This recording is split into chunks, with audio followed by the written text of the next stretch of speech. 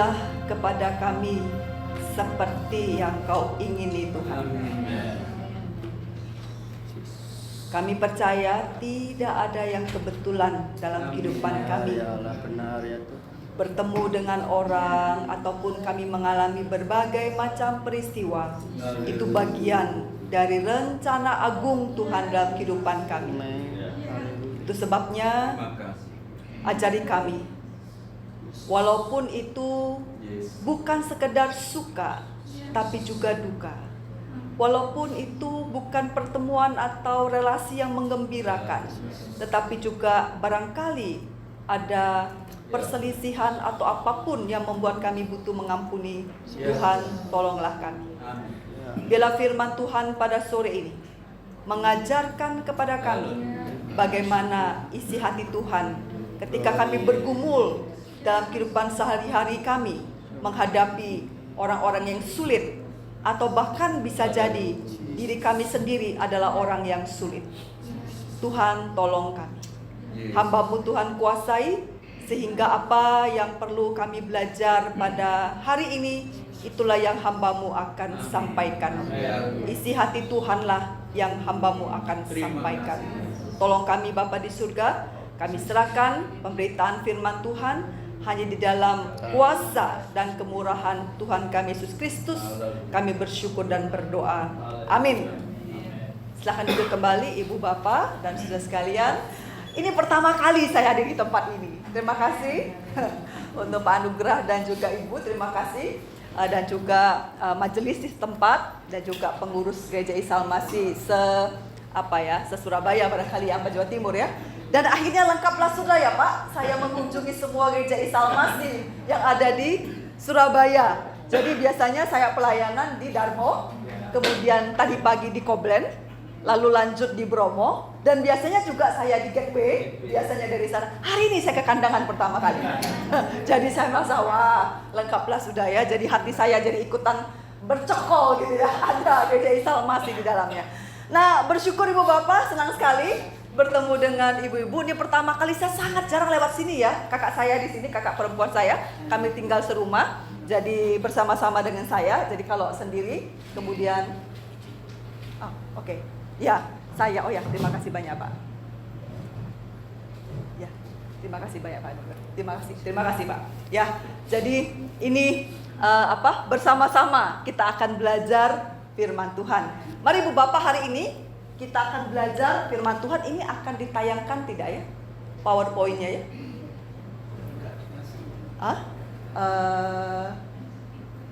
Ada di Pak Timotius. Pak Timotius yang diakonnya ya. Atau di saya juga ada sebenarnya. Bagaimana ya? Atau oke.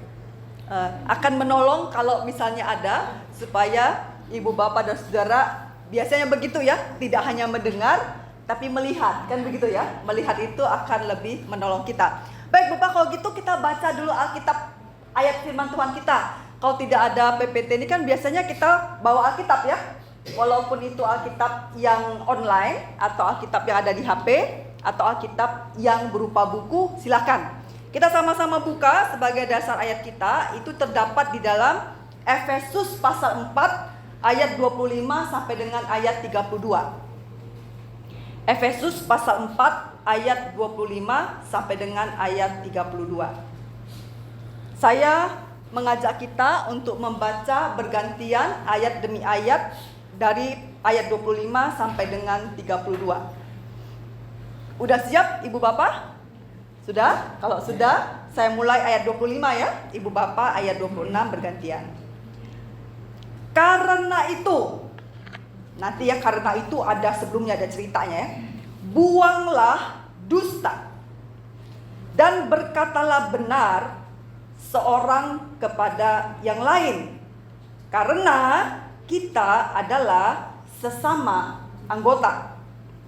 Apabila kamu jadi marah, janganlah berbuat dosa, janganlah menarik genap pada marah, dan janganlah beri kesempatan kepada iblis. Orang yang mencuri, janganlah yang mencuri lagi, tetapi baiklah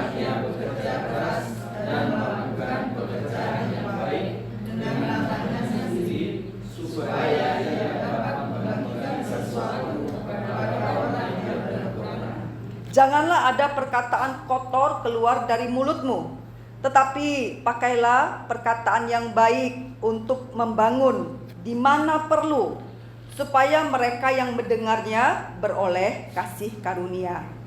Dan janganlah kamu menganggarkan Roh Kudus Allah yang telah memerdekakan kamu dengan jalan hari keselamatan. Segala kepahitan, kegeraman, kemarahan, pertikaian, dan fitnah hendaklah dibuang dari antara kamu, demikian pula segala kejahatan.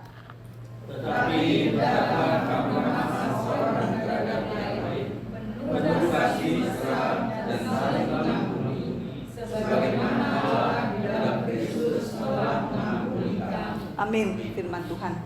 Ibu dan Bapak semua, ketika Rasul Petrus menulis surat Efesus ini, Rasul Petrus ini menulis di dalam penjara. Pertanyaannya, mengapa Rasul Petrus di penjara? Apakah Rasul Paulus di penjara karena berbuat salah? Apakah Rasul Paulus, penulis surat Efesus ini, melakukan kejahatan? Ya apa tidak, Ibu Bapak? Tidak. Lalu mengapa Rasul Paulus di penjara?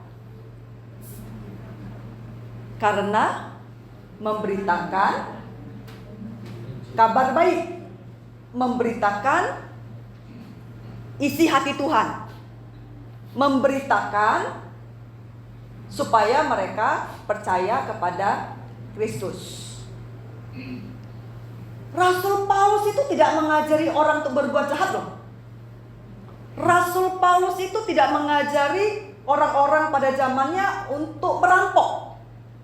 Rasul Paulus juga tidak mengajari orang-orang pada zamannya untuk memberontak kepada pemerintah. Tidak kan?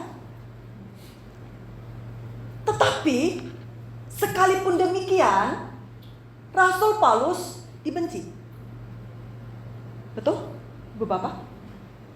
Bukan hanya dibenci, disiksa. Bagaimana penyiksaannya? Salah satu adalah Rasul Paulus itu pernah dihadapkan dengan hewan buas seperti gladiator itu, Ibu Bapak ya. Di lapangan besar, di tribun, disorak-sorai orang-orang Roma di pinggirnya. Lalu di sana Rasul Paulus disuruh berhadapan dengan binatang buas, hidup dan mati, karena memberitakan Injil. Bukannya itu, Rasul Paulus itu pernah dipukul, dicambuk 39 kali. Dan cambuknya itu cambuk Roma. Cambuk Romawi itu sekali cambuk itu daging terangkat. Ibu Bapak, coba bayangkan, ketika Ibu Bapak ada dalam posisi Rasul Paulus di penjara ketidakadilan karena ada orang-orang kuasanya terganggu. Siapa yang kuasanya terganggu? Ahli-ahli Taurat, pemimpin Yahudi, pemerintah Romawi, tapi lebih kepada orang dalam sendiri, kan begitu kan? Mengapa? Karena pengikut dari ahli Taurat, orang-orang Yahudi itu berkurang karena mereka percaya kepada Kristus. Ini ada persaingan kekuasaan. Lalu difitnahlah. Lalu dibuatlah dia masuk penjara. Lalu mengalamilah kekerasan, tekanan. Lalu dipenjara di Roma. Dan Paulus menulis surat yang kita bacakan. Ibu Bapak, coba kita lihat ayat ini. Ketika dalam kondisi, bisa enggak Paulus merasakan tidak adil? Bisa enggak? Sangat bisa ya. Bisa marah enggak Paulus? Marah. Paulus bisa enggak ngomong, ya sudah gak usah lagi kalau begini. pelayanan kok jadi begini ya? Ngapain? Enak-enak dia jadi pemuka dari orang Yahudi kan begitu kan? Dia termasuk kelompok Sanhedrin kan? Dia kelompok dari tua-tua yang didengar, yang dihormati. Enak aja begitu, susah-susah. Bisa marah? Sangat bisa. Bisa nggak Paulus dalam marahnya kemudian dia mengeluarkan kata-kata kotor? Bisa. Ibu bapak, kalau ibu bapak marah, keluar kata kotor apa keluar kata yang memuji? Kalau lagi marah, keluar kata yang bagaimana? Umpatan ya Pak, terima kasih Pak untuk kejujuran. Ngumpat ya, kata-kata kotor, kata-kata mengutuk. Itu kan kalau marah kan? Manusiawi toh, kalau marah begitu kan?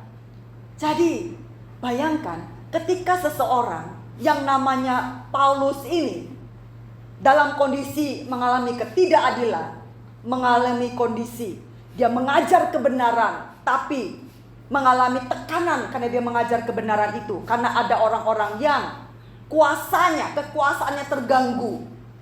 Lalu kemudian dia seharusnya marah. Maka ketika dia menulis, jangan marah. Loh kok bisa? Betul gak Ibu Bapak? Apa ini teori? Apa ini pura-pura? Kan suka begitu ya? Jangan marah ya, padahal dia sendiri pemarah. Ya toh? Ngampuni ya, dia sendiri susah mengampuni. Apakah begitu? Nah kalau kita lihat dari awal sampai akhir ya, kita akan menemukan tidak demikian dengan Rasul Paulus. Apa yang membuat Rasul Paulus ini berbeda? Nah mari kita lihat di slide berikutnya. Apa yang membuat Rasul Paulus ini bisa, mampu, sanggup di saat dia ketika mengalami ketidakadilan, harus dia maki-maki, harusnya umpatan yang keluar, harusnya dia marah, harusnya dia kemudian menekan orang lain. Kalau bisa dia mengutuk orang-orang yang sudah membuat dia celaka. Tapi kok dia berbeda? Apa yang membuat Paulus mampu demikian? Mari kita lihat ini Bu Bapak. Yang tadi kita baca itu pasal 4 ayat 25 sampai dengan 32. Itu artinya ada pasal 3, pasal 2, pasal 1 ya kan? Nah kalau kita baca Efesus pasal 1 sampai dengan pasal 4 sebelum dari ayat 25 yang kita baca tadi, kita temukan Paulus ini menulis surat kepada jemaat di Efesus. Nah sebagai jemaat di Efesus, Efesus itu ada di mana sih Bu Bapak? Sekarang ini Efesus itu ada di wilayah Turki. Di wilayah Turki ya. Itu ada namanya Istanbul. Nah, Istanbul, lalu di sebelah sini itu ada Turki, ada Laodikia dan sebagainya gitu. Ada Smyrna ya. Di ada Smyrna, ada macam-macam di pinggiran laut di sana ya. Itu ada Turki, ada namanya Efesus di Turki. Nah, Bapak, di komunitas Turki itu Efesus itu pada zaman itu bukan sebagian besar mayoritas itu tidak percaya kepada Tuhan. Mereka percaya kepada Dewi Artemis. Mereka percaya kepada Zeus ya pada zaman itu. Mereka percaya kepada dewa-dewa, ceritanya begitu. Nah, dalam kepercayaan mereka ya sebagai dewa-dewa itu rata-rata Ibu Bapak ya, kalau kita lihat ada prinsip yang sama waktu percaya pada dewa-dewa, yaitu apa? Bagaimana kita menjaga supaya dewa jangan murka, kan begitu ya? Maka jangan macam-macam. Kalau tiba-tiba ada banjir, wah dewa murka, kan begitu kan? Pada waktu ada bala, wah ini berarti dewa murka. Apa yang salah, apa yang kurang? Nah kebiasaan itu bukankah sampai sekarang masih ada ya? Ya toh, terjadi toh, kalau tiba-tiba banjir, apa iki? Waduh nanti kita belum sesajennya kurang gitu kan? Atau apanya kurang, ayo ini cepet-cepet. Nah itu artinya apa? Ada seperti itu. Nah disitulah kemudian komunitas dari umat Allah pada waktu itu hidup pada zaman itu. Jadi mereka itu menghadapi budaya-budaya yang pada waktu itu budaya-budaya yang tidak mengenal Allah. Dan biasanya tadi ya, kalau dewa harus disenangkan. Lalu berikutnya adalah apa? Secara umum kalau orang berbuat jahat pada kita ngapain? Balas dendam. Akhirnya terjadilah film kungfu berseri-seri kan begitu ya. Coba lihat film kungfu kan begitu kan. Balas dendam. Gurunya dibunuh, muridnya perguruannya naik lagi cari. Ini nggak terima, muridnya nggak habis-habis serinya. Makanya kopingho laku. Nah, bapak-bapak yang kopingho pada zaman itu ya, anak-anak muda tidak lagi kenal kopingho, Pak. Sudah beda mereka. Nah, jadi lihat, muncullah umum. Betul nggak? Kalau kamu salah pada saya akan balas kamu lebih kejam lagi. Itu budaya yang muncul, betul? Kalau kamu baik pada saya akan baik sama kamu. Tapi pada waktu kamu berbuat salah pada saya, maka saya akan balas kamu. Itu umum. Maka ibu bapak, Paulus ngomong,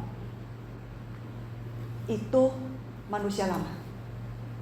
Itu duniawi. Itu cara-cara yang berlaku bagi orang-orang yang belum kenal Tuhan. Maka kalau kita lihat, kita bandingkan, itu ada namanya manusia lama. Kalau manusia lama yang belum kenal dengan Tuhan, maka mereka akan dipengaruhi, mengikuti, memikirkan, melaksanakan ajaran-ajaran dunia. Betul kan ibu bapak?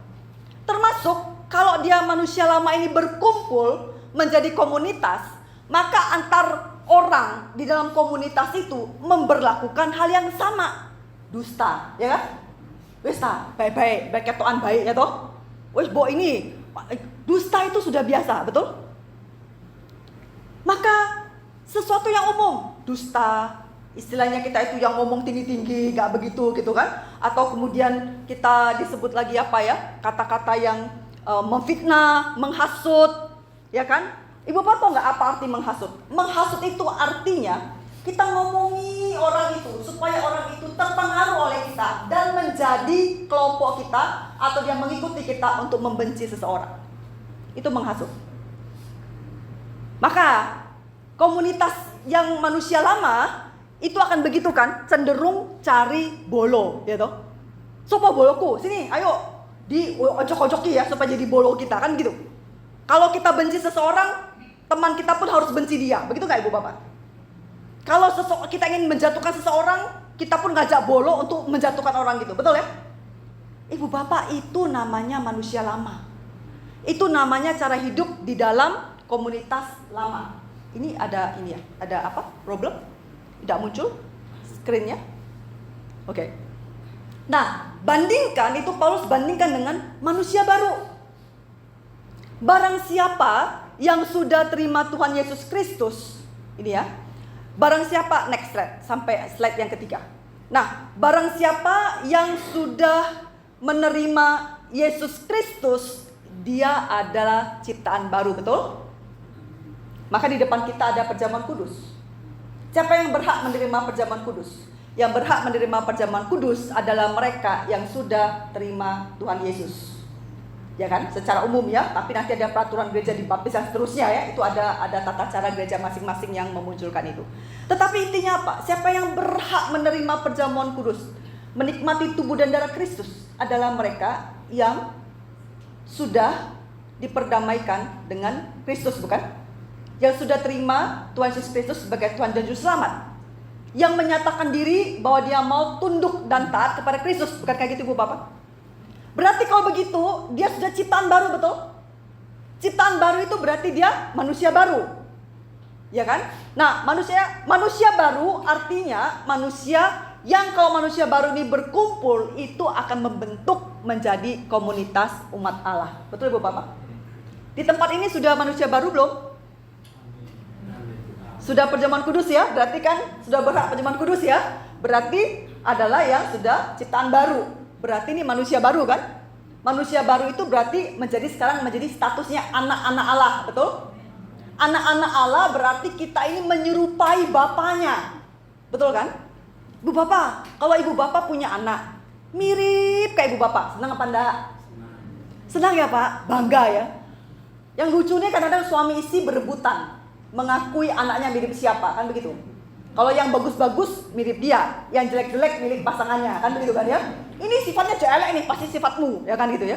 Tapi kalau dia api-api, cantik, wah gantengnya kayak saya, ya toh. Sifatnya bagus-bagus kayak saya, elek-elek kayak pasangannya yang lain, begitu kan ya. Ada perebutan kekuasaan di situ ya. Mirip siapa. Intinya apa? Orang tua akan bangga, senang, apalagi sifat-sifat baik menurun, kelihatan dari anak-anak itu. Betul Ibu Bapak ya? Nah, artinya apa? Waktu kita mengaku sebagai anak Allah, betapa bahagianya Bapa kita di surga jika kita memiliki ciri-ciri dari Allah. Betul enggak? Wah, mirip ini. Mirip Allah ini, sifat-sifatnya itu ya. Itu berarti apa? Dikatakan diubahkan menjadi segambar, menjadi apa? Menjadi seperti gambaran Kristus. Kan begitu kan? Itulah PR besar kita. PR besar kita dalam hidup ini adalah kita semakin hari semakin banyak, semakin kuat, semakin terlihat gambaran seperti Kristus. Sehingga nanti orang berkata, kamu Tuhan ya? Kamu Kristus ya? Kamu, kalau istilah sekarang kalau kita ngomongin, kamu pendeta ya? Saya baru-baru pelayanan di gereja, di salah satu gereja, lalu worship leadernya ngomong gini. Itu tentang kesaksian ya, lalu beliau ini bersaksi. Beliau ngomong begini, karena beliau sudah bersaksi di umum, maka saya berani saksikan ke ibu bapak walaupun belum izin ya. Begitu. Nah, lalu beliau ini ngomong begini, beliau ini kerja di perusahaan. Beliau ini tipe orang yang pada dasarnya itu tidak suka ketemu sama orang, tidak suka. Ada orang begitu bu bapak ya, yang nggak suka ketemu orang, nggak senang dia. Dia senang kerja dewek, dia senang sendiri begitu, tidak senang dia ketemu orang. Nah, tapi sejak dia mengenal Kristus, itu ada kemampuan yang Tuhan beri untuk bisa membangun relasi dengan orang lain. Bagus ya? Dia muncul ramah di situ, muncul baik di situ, dan dia punya staff, punya anak buah dalam pekerjaannya di salah satu pabrik ya, salah satu tempat. Masih muda, anak muda ini ya. Kemudian dia kalau ada masalah atau apa, atau ada anak buahnya, dia belajar memperhatikan anak buahnya. Dia kemudian belajar untuk menyelesaikan masalah-masalah anak buahnya. Dia belajar untuk bisa mengatasi bersama dengan anak buahnya. Dan dia berusaha menghadirkan gambaran Kristus itu dalam dirinya, dan dia belajar untuk itu. Ibu bapak tahu nggak apa kata stafnya? Pak, bapak pendeta ya? Ternyata, nanti ibu bapak ya, cirinya kalau ibu bapak sudah menunjukkan Kristus, nanti ada orang bertanya, ibu pendeta ya? Pak, bapak pendeta ya? Kok api? Kok baik? Kok bedo? Pendeta ya? Nah, itu kebanggaan kita ya. Kalau jadi pendeta itu ternyata ada kriteria yang mereka bisa lihat bahwa kita ini beda gitu kan. Ibu bapak pendeta ya? Sampai muncul di situ bu bapak. Dia ketahui, bukan, saya bukan pendeta. Terus dia bilang, ketika dia mau memunculkan gambaran Kristus itu, orang bisa merasa gitu. Padahal dia kerja di pabrik ya, di umum, berarti kan tidak semuanya Kristen. Jadi semuanya bisa merasa ada yang beda. Dia adil, dia baik, dia kemudian bisa mengatasi persoalan dengan bijaksana dan seterusnya gitu ya, memperhatikan karyawannya. Ada hal baik yang muncul. Bapak kita lihat di sini. Jadi pada waktu disebut dengan, bisa kembali slide sebelumnya. Nah, pada waktu kemudian kita disebut sebagai manusia baru, itu artinya kita ini, status kita menjadi anak Allah, dan kita diminta untuk semakin lama, semakin banyak menyerupai Kristus. Semakin banyak, semakin lama itu semakin kuat buah roh yang muncul dalam diri kita. Semakin lama orang bisa melihat bedo ya. Ini kok masuk ke kumpulan ini beda dengan kumpulan yang sono. Sono ada fitnah, saling menjatuhkan, dendam, benci, lalu bagaimana menghancurkan. Kok di sini tuh kok tidak? Sini kok memaafkan, sini kok kemudian mengampuni, di sini kok ngomongnya dengan baik walaupun ada kesalahan tapi bisa diatasi dengan ada beda. Nah, inilah komunitas yang disebut dengan manusia baru, komunitas umat Allah yang di dalamnya orang-orang itu sedang berjuang untuk bisa memiliki gambaran serupa dengan Kristus. Detailnya bagaimana? Nah, kita lihat baru next slide ya, baru slide berikutnya. Ibu bapak kita lihat di sini. Kalau kita belajar dari perikop yang kita baca tadi atau dari bagian ayat yang kita baca tadi, maka paling tidak itu ada 3 hal yang perlu untuk kita pikirkan atau kita bahas lebih dahulu sebelum nanti kita akan membahas tema kita hari ini tentang kasih mesra dan pengampunan ya. Ada hal yang mendahului, adalah begini. Mari kita lihat. Di dalam ayat 25 di situ dikatakan jauhkan dusta. Ibu bapak tahu nggak yang bahaya dari dusta itu apa? Ada level dusta. Pertama, dia mendustai orang lain. Dia bohong pada orang lain. Berarti yang tahu dia dan orang lain. Apa maksudnya dia yang tahu kan dia membohongi orang lain, yang terlibat dia. Kalau kemudian dusta itu terus menerus dimunculkan lagi, orang-orang tidak akan tahu lagi mana yang benar, betul? Bingung sudah. Mana yang benar sudah bingung. Kenapa? Dusta itu yang beredar di mana-mana. Ya kan? Mana yang benar orang tidak tahu lagi. Nah, yang paling parah adalah level ketiga. Ketika kemudian orang yang mengucapkan dusta, level pertama dia mengucapkan dusta ke orang lain, dan dia dusta, sampai dia sendiri tidak tahu lagi mana yang benar, saking seringnya dia berdusta. Nah, yang paling puncaknya adalah apa lagi? Dia bisa mendustai Allah. Ibu Bapak bisa lihat itu ya. Karena dia biasa berdusta. Bahkan Allah pun dia bohongi gitu. Mengerikan bukan? Kalau sampai Allah pun dia bisa bohongi, apalagi yang mau kita harapkan? Maka itu sebabnya jangan berdusta. Karena dusta itu akan tidak membuat jadi lebih baik. Malah hanya akan menumpuk, pada waktunya itu bisa meledak. Lalu apa? Ungkapkan kebenaran. Tentu ya, tidak juga demi jangan dusta kita ngomongnya vulgar. Misal, kamu mau mati 1 menit lagi. Tidak begitu kan? Kalau dokter bilang jangan dusta. Bu, ibu sakit kanker parah, stage 4 bu, matilah 2 hari lagi. Tidak gitu juga kan ngomongnya kan? Ya kan? Maka bagaimana?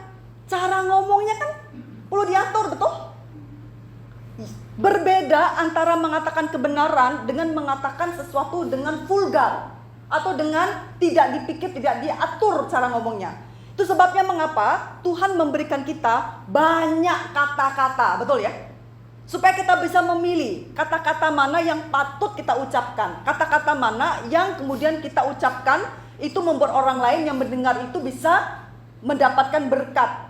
Memilih kata-kata. Kita punya sekian banyak kata-kata, ada ribuan kata yang silakan kita pakai. Pilih kata-kata mana yang tepat untuk bisa menyampaikan tanpa harus mengurangi makna, tapi disampaikan dengan baik. Contoh, kita ngomong, makananmu ini asin, gak enak. Kata lainnya apa? Kalau kurangi garam lebih enak loh. Mana lebih kita enak dengernya? Bapak-bapak tolong dipelajari ya. Bagaimana ibu-ibu mau mendengar kata-kata begitu kan? Bapak-bapak biasanya ngomong vulgar. Ibu-ibu, bapak-bapak biasanya ngomong vulgar atau ngomong sesuatu yang membangun? Oh, Oke. Nanti daripada ribut ya, pulang nanti ya, lebih baik diam-diam saja begitu ya. Nah, tapi kan menyakitkan ibu-ibu ya. Bu yang ngomong yang baik, gitu kan? Gak usah ngomong dua enak ini. Wes, gak usah masak lagi, percuma ini, gak usah masak lagi gitu ya. Bu ngomong, dan kali masak kurangi garam yo. Sekarang garamnya piro? 2 sendok, pantes ngono yo. Dan kali 1 sendok teh kecil aja. Kan lebih enak begitu tuh ngomongnya. Sebenarnya intinya sama nggak? Sama, kurangi garam. Tapi cara ngomongnya beda. Betul ibu-ibu? Senang kan kalau suami begitu toh? Piro garamnya? Kan lebih senang gitu ya daripada gua usah masak lagi, percuma ngabis duit. Kan enggak gitu ngomongnya. Nah, ini ya, maksud saya kebenaran, jangan ngomong bohong. Benar itu tidak harus kasar, enggak. Benar itu bisa diungkapkan dengan cara yang tepat, cara yang memang bisa diterima oleh orang lain. Nah, artinya apa? Pikiran ini benar. Cara berpikir kita benar. Ibu bapak, tidak ada cara lain. Tidak ada cara lain supaya kita memiliki pikiran benar selain daripada baca Alkitab setiap hari. Betul enggak ibu bapak? Tidak ada. Kita mau dapat kebenaran dari mana? Dari TikTok, dari Instagram, dari Facebook. Benar kan? Contoh ibu bapak ya. Saya sudah beberapa kali buat contoh ini, tapi saya di kandangan ini di sini gereja ini saya belum pernah. Contoh ibu bapak begini. Satu kali ada suami istri, baik, mesra, dikenal sebagai pasangan yang harmonis. Suami istri ya, baik, harmonis. Kalau udah baik berarti kan oke ya. Satu kali suami ini yang pergi ke tempat kerja, ingat ada barang ketinggalan. mendadak pulang ke rumah. Istri ada di rumah, yang tidak kerja istri di rumah, kerja rumah tangga. Ketika mendadak suami pulang ke rumah, suami istri dikenal sebagai romantis ini, pasangan yang baik. Ketika suami mendadak pulang ke rumah, dia mendapatkan istrinya ngapain?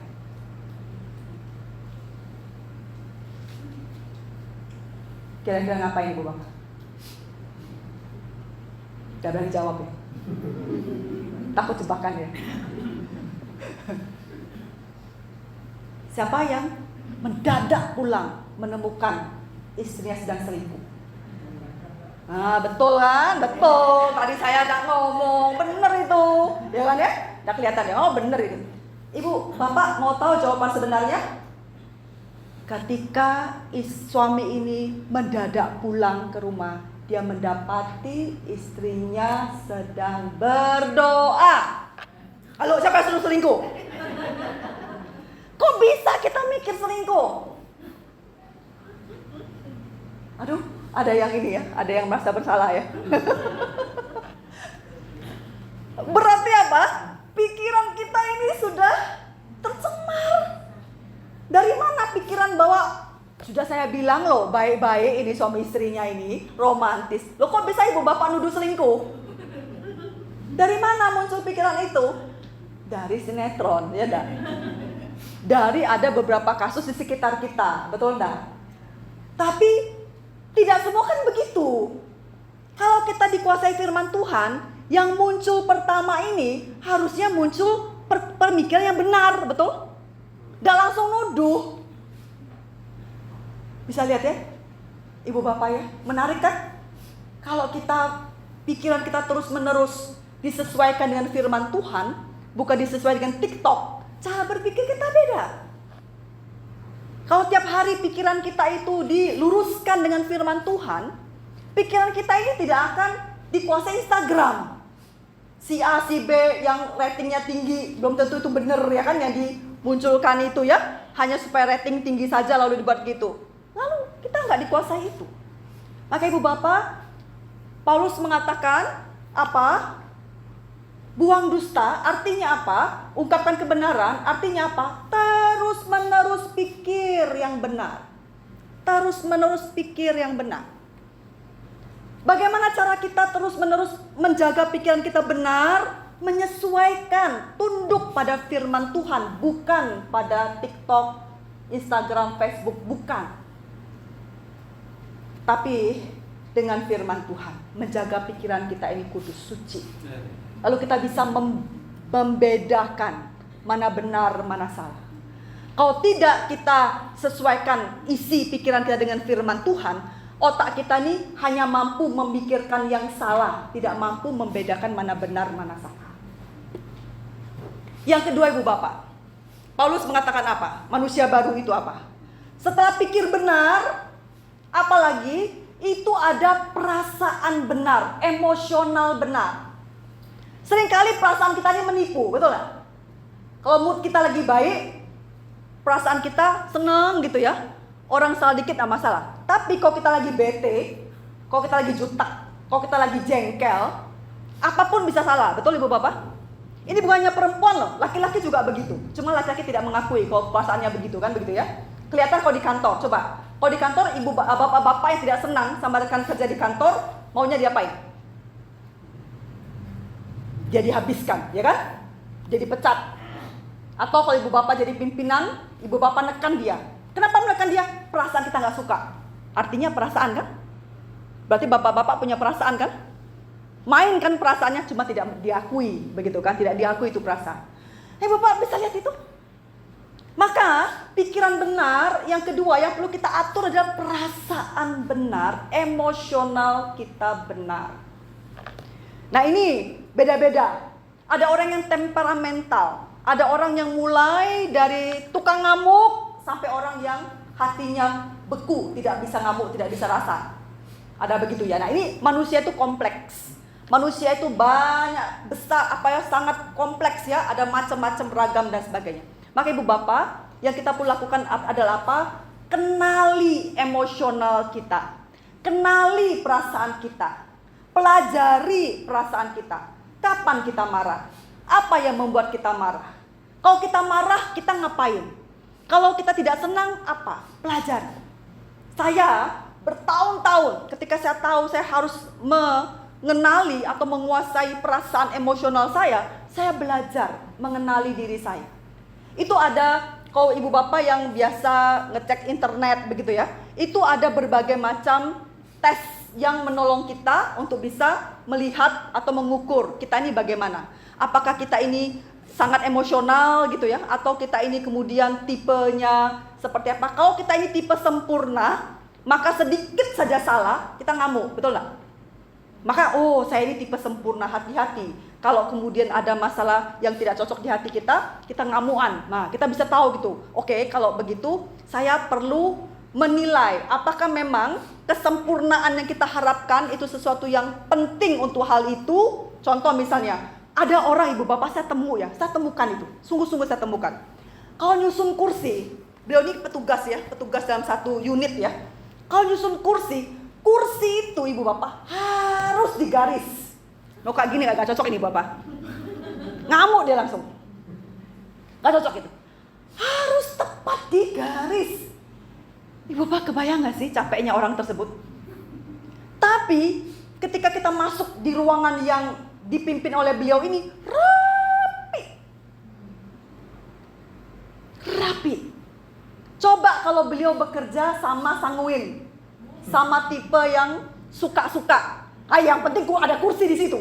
Ngapain pula? Cocok sudah 50 cukup sudah. Tidak usah dipikir-pikir lurus-lurus. Kan begitu orang sanguin ya. Ya kan? Ketemu sama orang yang sempurna, bertengkar nggak? Cepet kurus dia yang sempurna itu. Gak usah diet. Langsung dia kurus karena sakit hati jengkel, ya toh? Ketemu orang yang rekan kerja demikian. Nah, kenali perasaan kita. Kenalin kita ini model apa. Jadi, kalau kita ini tukang marah, kenapa gitu loh? Apakah kita ini sempurna? Si sempurna, orangnya nuntut sempurna. Kalau kita ini kemudian suka membuat orang lain marah, kenapa? Jangan-jangan kita bertemu dengan orang yang sempurna itu. Atau sebaliknya, kalau kita ini adalah kemudian menjadi orang yang selalu jengkel, jangan-jangan karena tuntutan kita terlalu tinggi untuk sesuatu hal yang sebenarnya tidak perlu setinggi itu, kan begitu? Ada hal-hal yang harus rapi, ada hal-hal yang tidak boleh salah, harus benar. Tapi ada hal-hal yang oke lah, masih kita bisa toleransi, kan begitu kan? Jadi hidup ini kan tidak selalu harus sempurna seperti garis kursi, harus rapi. Saya lihat dia sampai putus asa, ibu pas saya, astaga, saya bilang gitu. Bapak ini luar biasa ya. Aduh, luar biasa. Saya sungguh-sungguh ketemu tipe seperti itu. Nah, jadi ibu bapak lihat ya.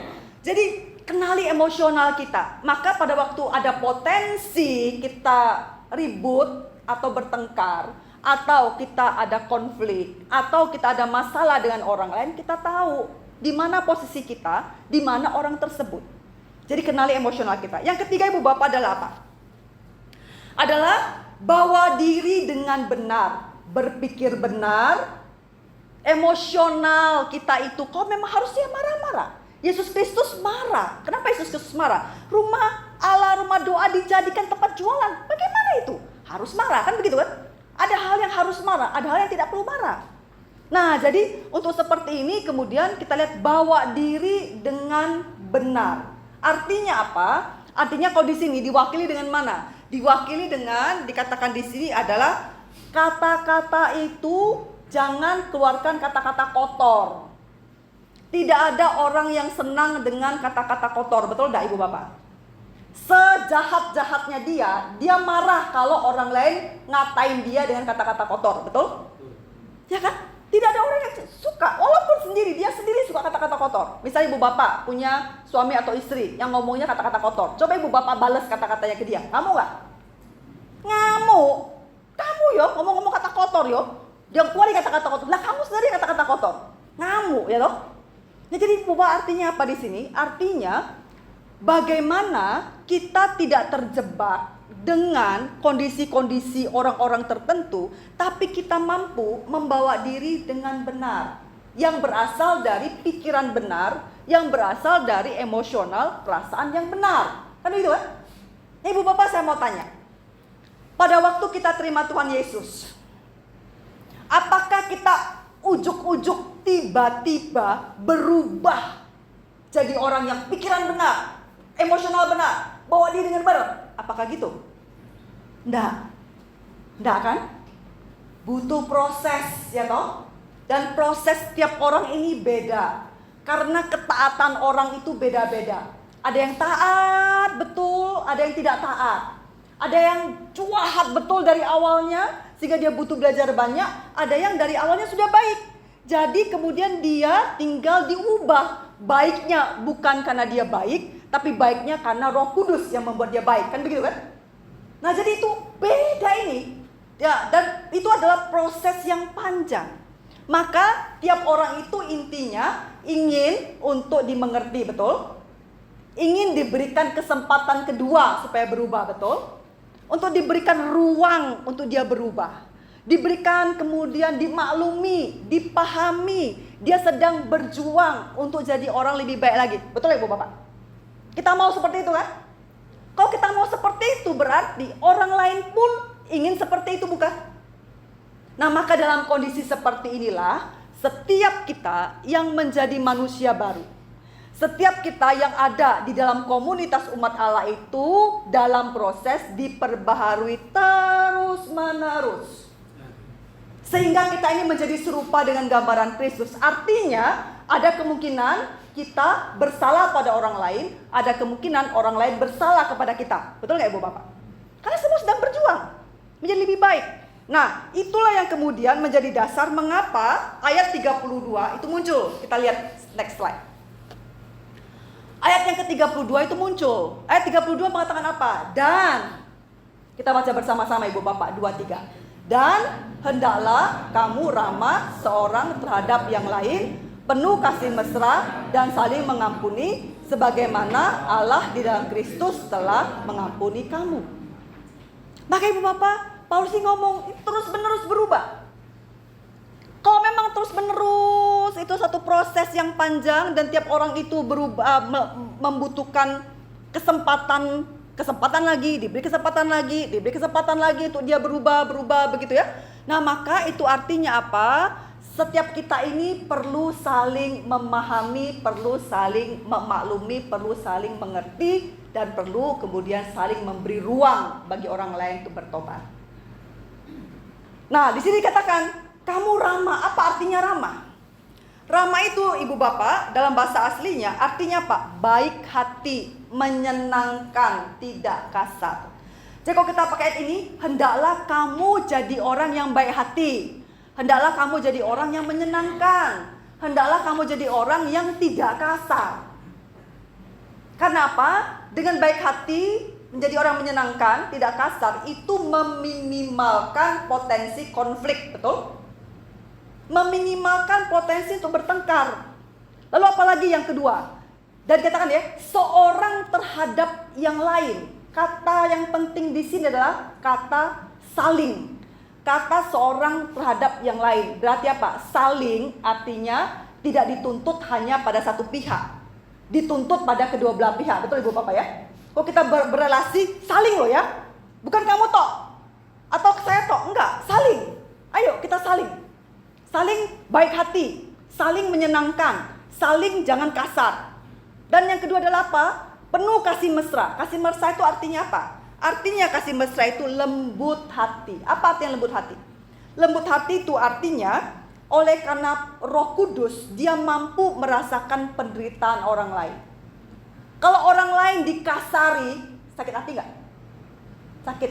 Ada orang kan yang tidak mampu ya merasakan, dia ini ngomongnya suka-suka dia akan peduli perasaan orang lain, ya kan? Padahal kemudian dia sendiri kalau digituin dia ngamuk.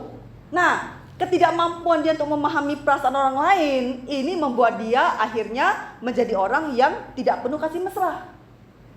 Maka Roh Kudus itu yang mengajarkan. Buah roh itu adalah kelemah lembutan. Buah roh itu adalah mengajarkan kepada kita supaya kita ini bisa memahami orang lain. Memahami mengapa dia begitu. Lalu kita jadi bisa mengampuni. Kan begitu kan? Maklum kita, oh begini, maklum. Jadi kita mengampuni. Contoh Ibu Bapak ya. Saya tanya, anak kecil itu kasar nggak sama orang tuanya? Anak kecil loh. Bisa kasar nggak ke orang tuanya? Bisa. Kadang mukul mamanya ya, tendang mamanya, jambak mamanya. Kasar loh. Mamanya ngampuni nggak? Ngampuni. Mamanya nggak masukkan ke hati. Kenapa ibu-ibu? Karena kecil. Kita maklum. Ya toh? Maklum. Kadang-kadang mama ini katanya kasar-kasar. Bisa gitu nggak anak kecil? Bisa. Mamanya masukkan ke hati nggak? Mungkin. Luka hati dikit, tapi tidak apa-apa. Ya kan gitu kan? Lalu kembali kita sayang pada anak itu ya. Mengapa itu terjadi? Ini anak kecil. Dia masih belum tahu benar atau salah, kan begitu? Dia masih belajar. Dia kurang dididik, kan begitu kan? Maka kita ada kemampuan mengampuni karena kita memahami bagaimana anak kecil itu kan? Nah, demikian coba ibu bapak. Ya namanya penuh kasih mesra itu adalah apa? Pada waktu kita memahami mengapa orang lain itu begitu. Mengapa orang lain itu kasar. Mengapa orang lain itu cenderung menyakiti orang lain. Ibu bapak saya ingin beritahu ya. Orang yang cenderung menyakiti orang lain, coba dicek. Itu karena dia sendiri terluka. Orang yang terluka, dia sulit untuk bisa memperlakukan orang lain dengan baik. Orang yang terluka, dia cenderung akan melukai orang lain. Maka ibu bapak, PR pertama di kita adalah perhatikan anggota keluarga kita. Komunitas untuk kita bertumbuh menjadi umat Allah, itu adalah komunitas anggota rumah tangga kita, betul? Itu dulu. Kenali perasaan anggota rumah tangga. Kenali kemudian juga bagaimana emosional dia. Kenali kemudian ya bagaimana kita mencoba untuk memahami. Kalau itu sudah terjadi, kalau kita tadi penuh kasih mesra dalam keluarga, dalam rumah tangga kita, maka suami bisa memahami istri. Ya kan? Istri bisa memahami suami. Orang tua bisa memahami anak. Anak bisa memahami orang tua. Saudara bisa memahami saudara yang lain. Karena bisa mengerti penderitaan apa yang dia sedang alami. Bisa jadi dia jadi kasar, dia jadi menyakiti kita. Dia tidak tahu bagaimana membedakan benar atau salah. Karena dia belum cukup dididik oleh firman Tuhan. Atau bisa jadi karena dia lambat untuk mentaati firman Tuhan. Atau bisa jadi karena memang dia tidak mengerti. Atau bisa jadi karena dia belum sehat secara emosional. Dia terluka, maka dia cenderung melukai orang lain. Nah, kalau dia sudah seperti ini, ibu bapak, penuh kasih mesra, kemampuan seseorang untuk memahami kondisi orang lain, maka yang disebut dan saling, kata saling loh ya, saling mengampuni lebih mudah enggak? Lebih mudah bukan? Karena kita ngerti, oh dia terluka, pantas dia melukai saya. Ya udah, kita beri dia namanya kasih tak bersyarat, betul kan? Unconditional love, kan begitu? Kasih yang tak bersyarat. Kenapa kita tahu dia terluka? Maklum, dari penuh kasih mesra itu. Lalu kita akhirnya bisa memberi kesempatan, bisa memberi peluang untuk dia juga berubah dan mengampuni. Bu Bapak, itulah yang terjadi. Dan jangan lupa, apa, siapa, bagaimana yang membuat kita seperti itu, kasih penuh ramah, penuh kasih mesra, saling mengampuni itu ya, dikatakan apa? Allah dalam Kristus telah lebih dahulu mengampuni kita sehingga kita berhak menerima perjamuan kudus ini. Lalu ibu bapak terakhir, slide terakhir. Apa yang kemudian dikatakan? Pada waktu kita mengampuni, slide terakhir ya, apa yang terjadi? Ada penulis namanya Lewis Smedes ini ya, Smedes ini ya. Lewis Smedes ini ngomong begini, dia penulis banyak pada menulisannya tentang pengampunan. Dan dia bilang begini, pengampunan itu adalah tindakan membebaskan seorang tahanan. Ada tahanan, kita bebaskan. Dan ternyata tahanan itu adalah kita. Mengapa dia ngomong tahanan itu kita? Karena pada waktu kita menyimpan kesalahan orang, menyimpan marah, menyimpan dendam, menyimpan luka, capek nggak ibu bapak? Capek nggak? Capek. Batin kita lelah waktu kita menyimpan salahnya orang, menyimpan dendam, menyimpan kemudian benci dalam diri kita, capek. Dan itu digambarkan kita tahanan, menjadi tahanan dalam diri kita. Maka disebut pengampunan adalah pada waktu kita membebaskan itu, memberikan pengampunan. Dan dikatakan mengampuni itu adalah secara sukarela menderita. Karena pada waktu kita mengampuni orang lain, kita artinya Pak, membebaskan orang itu dari luka yang harusnya dia juga dapatkan, betul kan? Waktu kita mengampuni, harusnya dia pun mengalami, pada waktu kalau kita balas dendam kan dia terluka kan? Nah, waktu kita mengampuni kan dia tidak jadi luka balas dendam kita kan? Nah itu namanya disebut dengan apa? Dengan sukarela, istilahnya voluntary suffering. Jadi istilahnya adalah bagaimana kita dengan sukarela menderita. Dari mana kemampuan itu? Pekerjaan Roh Kudus. Seperti Kristus sudah mengampuni kita. Maka Ibu Bapak, firman Tuhan itu memerdekakan, betul? Maka pada waktu kita mengampuni, karena kita melakukan kebenaran, kita menjadi orang yang merdeka. Kiranya Tuhan menolong kita Ibu Bapak, Tuhan memberkati kita semua. Mari kita menutup firman Tuhan ini di dalam doa. Dan doa saya minta untuk Pak Anugerah untuk bisa memimpin, sekaligus nanti memimpin penjaman kudus ya Pak. Silakan Pak.